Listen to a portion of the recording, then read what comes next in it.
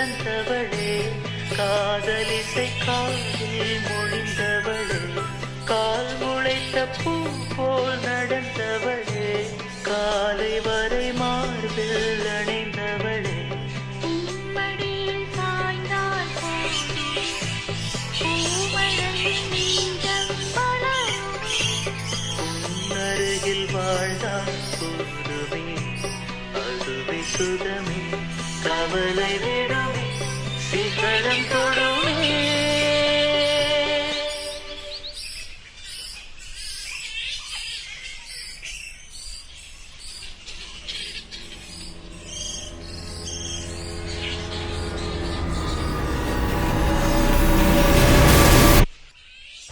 എന്താ സമയത്തൂടെ bus stop നോക്കി നടക്കുക. ദുരാത്മാക്കളൊക്കെ ഉള്ള സ്ഥലമാണെന്നാ പറഞ്ഞു കേൾക്കുന്നത്. ശരിക്കും പ്രേതമുണ്ടോ? അതിനെന്തെങ്കിലും സത്യമുണ്ടോ? ശരിക്കും പ്രേതം ഉണ്ടോന്നൊക്കെ ചോദിച്ചാൽ അത് ഓരോരുത്തരുടെ വിശ്വാസം പോലെ ഇരിക്കും. പണ്ട് രാജഭരണകാലത്ത്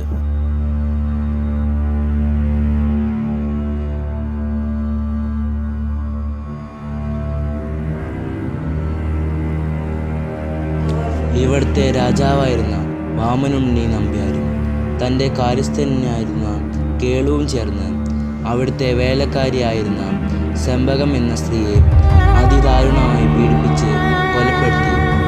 അതിനുശേഷം പല കഷ്ണമാക്കി നുറുക്കി കൊട്ടാരത്തിൻ്റെ പല ഭാഗങ്ങളായി കുഴിച്ചിട്ടു. അന്ന് അർദ്ധരാത്രി രാജാവ് അതിദാരുണമായി കൊലപ്പെട്ടു. അതിനുശേഷം നാട്ടിലെ പുരുഷന്മാരെല്ലാം അതിദാരുണമായി കൊലപ്പെടാൻ തുടങ്ങി. അതിനെ തുടർന്ന് നാട്ടുകാർ ഒരു ദുർമന്ത്രവാദിയെ വിളിച്ചു.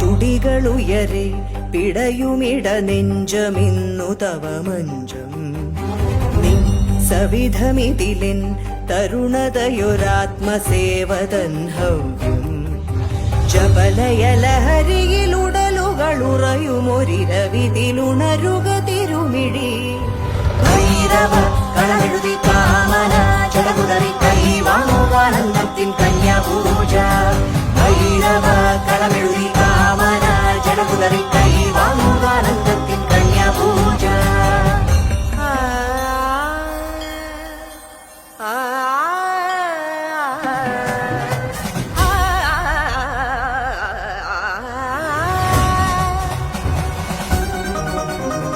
സാലഭഞ്ജികാജാലം ലാസ്യമാടിടുമ്പോൾ നാദസാന്ദ്രമായേ നിൻ ഭൂതലം നിന്റെ ആയിരം നാമം ജീവമന്ത്രമായി ഭാജനങ്ങളായേ എൻ മാനസം മധുരിമതികഞ്ഞ മധുവതേറഞ്ഞു മധുപനുവിരുന്നു പകരുവാൻ ആർത്തിളകി മഞ്ജീരം വേർത്തുഴുകി സിന്ദൂരം ആത്മപദമേറാൻ നേരെ പോയി ബസ് സ്റ്റോപ്പിലേക്ക് എത്താട്ടോ.